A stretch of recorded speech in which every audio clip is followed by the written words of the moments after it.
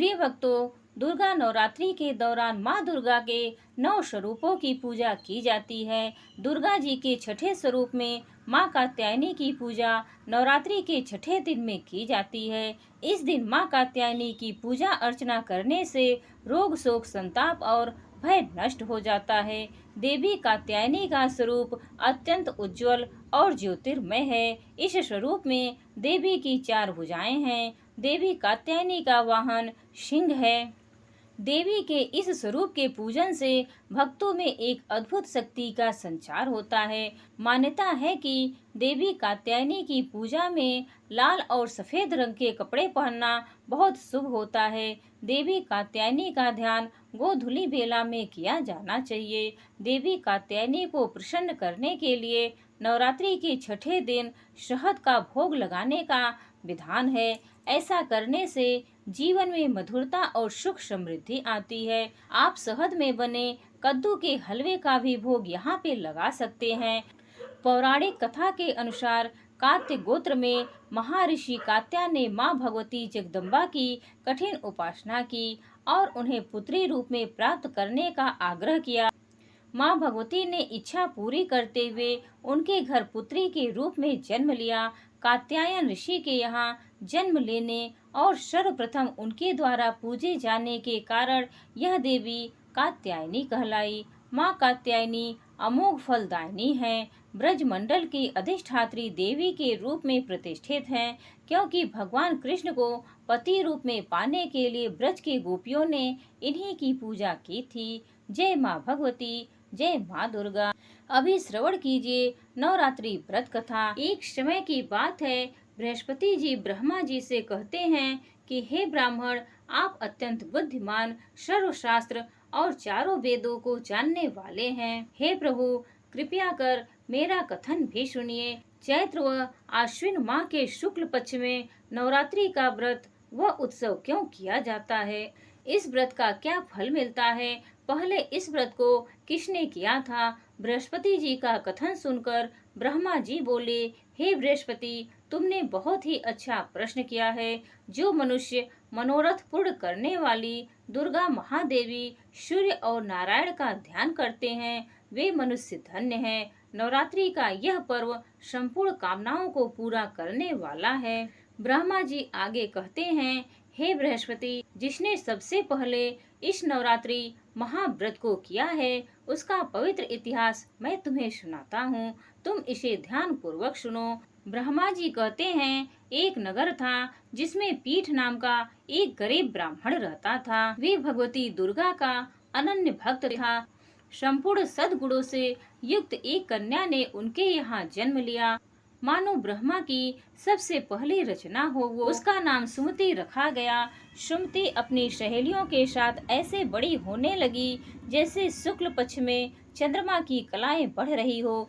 सुमति के पिता नियम से प्रतिदिन दुर्गा माँ की पूजा तथा हवन किया करते थे और उस समय सुमति भी वहाँ पर उपस्थित रहा करती थी। एक दिन सुमति अपनी सहेलियों के साथ खेल में मग्न हो गई और भगवती के पूजन में शामिल नहीं हुई। उसके पिता को सुमति पर बहुत क्रोध आया और क्रोध में आकर कहने लगा कि हे दुष्ट पुत्री, आज तुम भगवती के पूजन में शामिल नहीं हुई, इसीलिए मैं तुम्हारा विवाह किसी दुष्ट नर से कर दूंगा।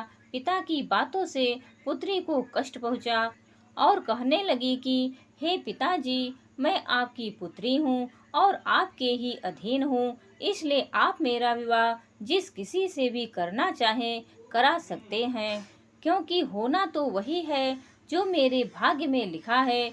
मुझे तो भाग्य पर पूर्ण विश्वास है। सुमति कहती है कि मनुष्य कितने मनोरथ को पूरा करना चाहता है, लेकिन होता तो वही है जो भाग्य विधाता भाग्य में लिख कर देते हैं। जो जैसा कर्म करता है उसको फल भी उन कर्मों के अनुसार ही मिलते हैं। मनुष्य के हाथ में केवल कर्म करना लिखा है और उसका फल देना भगवान के हाथ में होता है।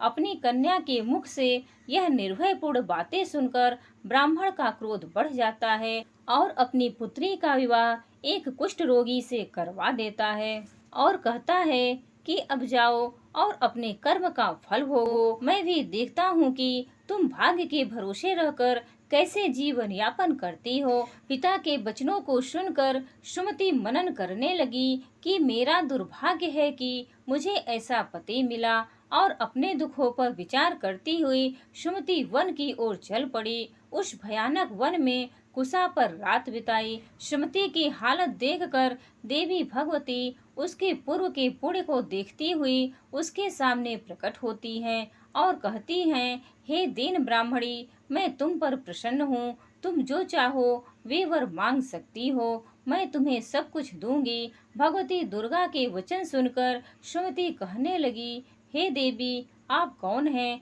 जो मुझ पर प्रसन्न हैं? अपनी दीन दृष्टि से आप मुझे कृतार्थ करें। ब्राह्मण की बात सुनकर देवी कहने लगी कि मैं आदि शक्ति हूँ, मैं ही ब्रह्म विद्या और सरस्वती हूँ। प्रसन्न होने पर मैं प्राणियों के दुखों को दूर कर उन्हें सुख प्रदान करती हूँ। मैं तुमसे तेरे पूर्व पुण्य के कारण प्रसन्न हूँ। देवी कहती है कि तुम पूर्व जन्म में निषाद की पत्नी थी और अत्यधिक पतिव्रता थी। एक दिन तेरे पति निषाद ने चोरी की और इस चोरी में निषाद के साथ सिपाहियों ने तुम्हें भी पकड़ लिया।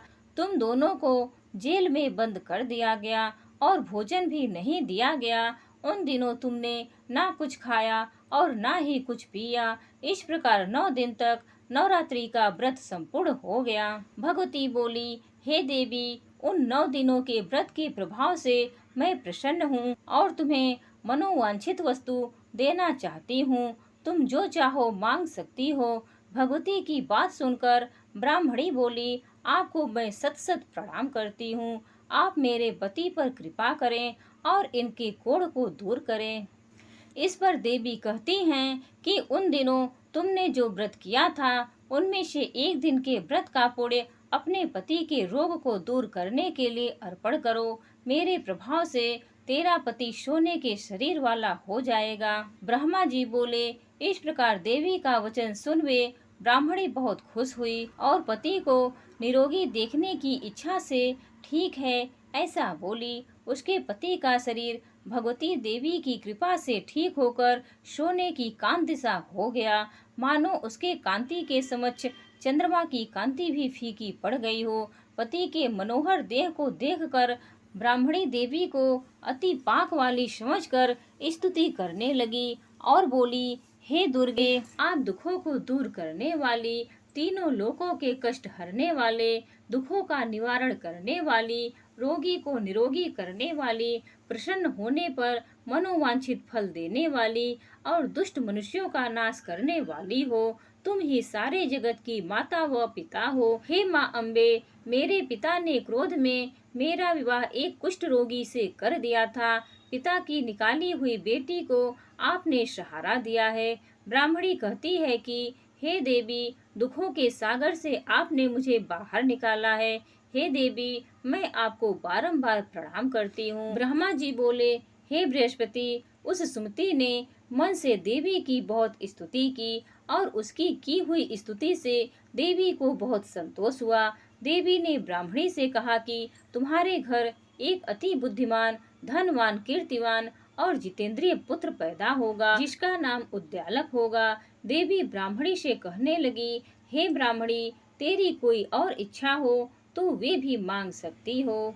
हे भगवती दुर्गे, अगर आप मुझ पर प्रसन्न हैं तो यदि कुछ आप मुझे देना ही चाहती हैं तो कृपा करके नवरात्र व्रत की विधि का विस्तार से वर्णन करें। प्रिय भक्तों, ब्राह्मणी के वचन सुनकर माँ दुर्गा ने कहा, हे पुत्री, मैं तुम्हें संपूर्ण पापों को दूर करने वाले नवरात्रि व्रत की विधि बतलाती हूँ। चैत्र और आश्विन मास के शुक्ल पक्ष की प्रतिपदा से लेकर 9 दिन तक व्रत करें। यदि दिन भर व्रत ना कर सकें तो एक समय भोजन करें। शुभ मुहूर्त में घट स्थापना करें और वाटिका बनाकर उसको प्रतिदिन जल से सींचें। महाकाली, महालक्ष्मी और महासरस्वती की मूर्तियां स्थापित कर उनकी विधि सहित पूजा करें।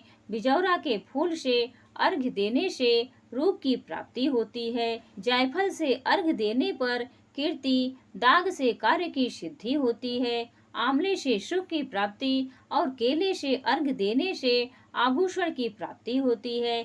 इस प्रकार पुष्पों और फलों से अर्घ्य देकर व्रत समाप्त होने पर 9वें दिन विधि विधान से हवन करें।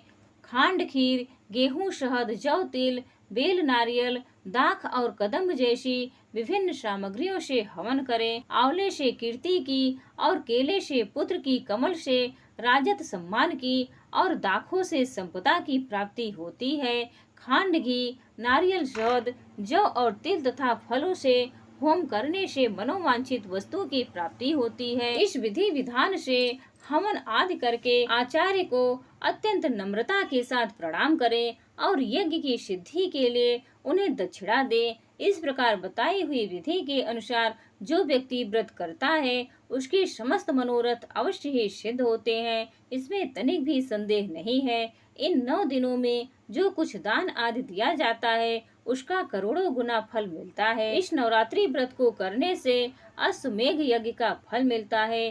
प्रिय भक्तों, आगे माँ दुर्गा कहती हैं, हे ब्राह्मणी, इस संपूर्ण कामनाओं को पूर्ण करने वाले उत्तम व्रत को विधि विधान के अनुसार करें। प्रिय भक्तों, आगे ब्रह्मा जी बृहस्पति जी से कहते हैं, हे बृहस्पति जी, इस प्रकार ब्राह्मणी को नवरात्रि व्रत विधि बताकर देवी माँ वहाँ से अंतर ध्यान हो गई। अतः जो मनुष्य या स्त्री इस व्रत को भक्ति पूर्वक करता है वह इस लोक में सुख प्राप्त कर अंत में मोक्ष की प्राप्ति करता है। ब्रह्मा जी बृहस्पति जी से कहते हैं, हे बृहस्पति, इस दुर्लभ व्रत का महात्म्य है जो मैंने तुम्हें सुनाया है। ऐसा सुनकर बृहस्पति जी आनंद से प्रफुल्लित हो गए और कहने लगे कि हे ब्रह्मदेव, आपने मुझ पर अति कृपा की जो मुझे इस व्रत का महत्व सुनाया। ब्रह्मा जी बोले, हे बृहस्पति जी, यह देवी भगवती संपूर्ण लोकों का पालन करने वाली हैं। इस महादेवी के प्रभाव को कौन जान सकता है। प्रिय भक्तों, आइए अब सुनते हैं गणेश जी की कहानी। एक बार भगवान शिव तथा माता पार्वती नर्मदा नदी के किनारे बैठे थे। वहां माता पार्वती ने भगवान शिव से समय व्यतीत करने के लिए चौपड़ खेलने को कहा। भगवान शिव चौपड़ खेलने के लिए तैयार हो गए, परंतु इस खेल में हार जीत का फैसला कौन करेगा, यह प्रश्न उनके समक्ष उठा। तो भगवान शिव ने कुछ तिनके एकत्रित कर उनका एक पुतला बनाकर उनकी प्राण प्रतिष्ठा कर दी और पुतले से कहा, पुत्र, हम चौपड़ खेलना चाहते हैं, परंतु हमारी हार जीत का फैसला करने वाला कोई नहीं है, इसीलिए तुम बताना कि हम दोनों में से कौन हारा और कौन जीता। उसके बाद भगवान शिव और माता पार्वती का चौपड़ खेल शुरू हो गया। यह खेल 3 बार खेला गया और संयोग से तीनों बार माता पार्वती जीत गई।